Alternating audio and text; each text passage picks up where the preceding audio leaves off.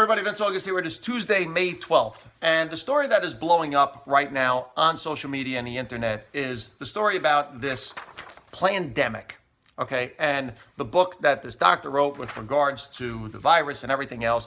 And there were two schools of thought here, and that's it. It's two schools of thought. Either you're a complete idiot for believing these conspiracy theories, or you're a complete idiot for not at least considering these conspiracy theories and the fact that they may be true. Now, I'm not going to get into plandemic and whether it's real or it's not real. I'm not concerned with that. What I am concerned with is how we reached a point in our society where we have people that are this far apart on information, that you're a complete moron for believing it and you're a complete moron for not believing it.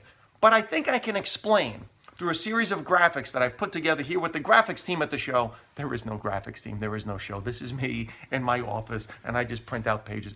I've worked with the graphics team here at the show to put together a compilation of how I can show you how I think we got to where we are. So, for example, this guy came out 2 months ago, and he told all of us, listen, everybody out there shouldn't be wearing masks. All right, there's no need for people to be walking around wearing masks. The masks are for, first responders, emergency workers, and people like that. It's not for the people walking around the street. And then 1 month later, this very same guy came out and said, look, everybody should be wearing a mask. The mask protects other people. It's not about protecting you. It's about protecting the other people you're passing. So, see, that's part of the problem and the misinformation. So that's why people think that this guy is somehow working with this guy and is responsible for this guy. So, we're getting all kinds of information, we're getting all kinds of ideas, and we're confused. Like, for example, one of the things that confuses us is why does she wear a different scarf every day, and how many scarves does she have?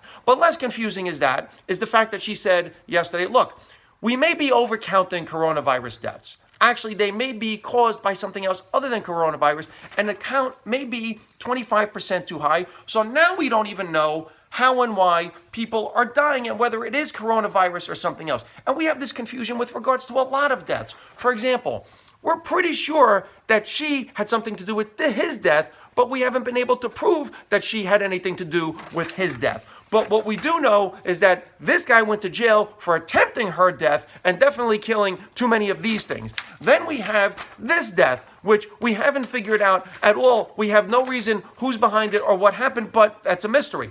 Then we have these two a-holes we know for a fact killed this guy, yet it took way too long for that arrest to happen, even though we knew it. Now we have this guy. This guy definitely kills the mainstream media and things like grammar, sentence structure, spelling, and people hate him for that. People hate him for killing those types of things. But yet nobody hates this guy for all the people he killed using those things. He seems to get a pass. You know who else he gets a pass? This guy. This guy's responsible for killing a lot of people. I mean a lot of people. But yet because that guy somehow turned into this guy, now he gets a pass for all of that. And listen, I can keep going back further. There are other mysteries that we haven't figured out yet. Really? We still don't know who killed this girl when there were only 3 people in the house, 2 of which are now dead, and there's 1 left? We still haven't figured that one out? Look, we pretty much all know what happened here. We're pretty sure he killed them. In fact, we keep making TV shows about how he killed them, even though he didn't go to jail for killing them. Look,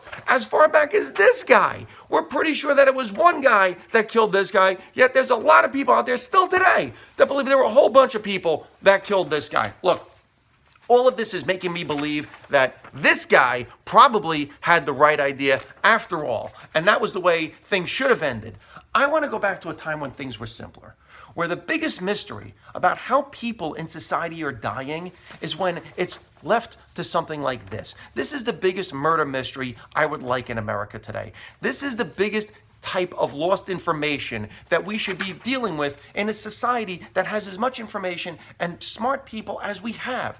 But yet, I can tell you this, even with all the funny videos I make, all of the shows I do, the touring and everything else, I can guarantee you that we will wind up with one of these to cure this long before I will ever get one of these to give me a 1-hour special or my own show on any of these. So, where does that leave me? I'll tell you where it leaves me.